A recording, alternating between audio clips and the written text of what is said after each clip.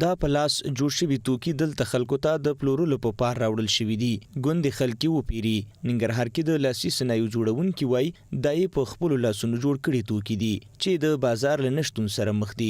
ختیځونکي د لاسي صنایعو د برخې مشره شریفه احمدزی وایي د لاسي صنایعو په برخه کې ورسره حکومت هیڅ ډول لاسنیوی نه دی کړی. دغه توکو بازار او د دې خرڅلاو په بار باندې موږ د ولایت مقام ته ویلي دي چې موږ ته په ننګرهار کې یو دومره ځای راکړي چې زموږ دغه توکي دوامدار بازار ولري. هلته کې پراته دا خو لکه د کوالانو یو ورځ یو کوڅه کې بل ورځ بله کوڅه کې. په همدې حال کې د بېسودو ولسوالۍ د ښځو شورا مشره جمیله اسحاقزۍ وایي د ښځینهو د لاسي صنایعو په برخه کې ډېرې لاسته راوړنې کړي چې پاملرنه نه ده ورته شوې. نوموړې وایي د لاسي صنایعو په برخه کې لویه ننګونه د مناسب بازار نشتوالی دی چې دلته ورسره ښځینه لاس او ګرېوان دي. موږ غواړو چې موږ ته داسې یو زمینه مساعده کې چې موږ مثلا نور دي د سنټرل ایشیا ملکونو ته ولیږي چې هغه ځینې موږ ډیزاینونه راوخلو مختلف مثلا ماشینونه دي ډیزاینونه دي خپل دغه توکو ته پکې تغییر راولو.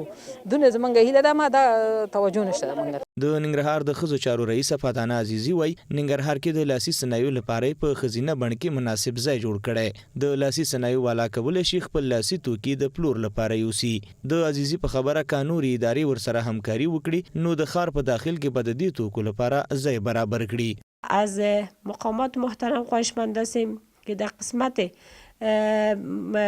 جای بودباش در داخل شهر اگر برای از خانم ها برابر کنن مارکت داشته باشن تا بتانن مانند شهرهای دیگه پیشرفته یا دکان داشته باشن از زود تولیدات خود به مردم ارائه کنن زیاتر خوبتر بهتر میشه.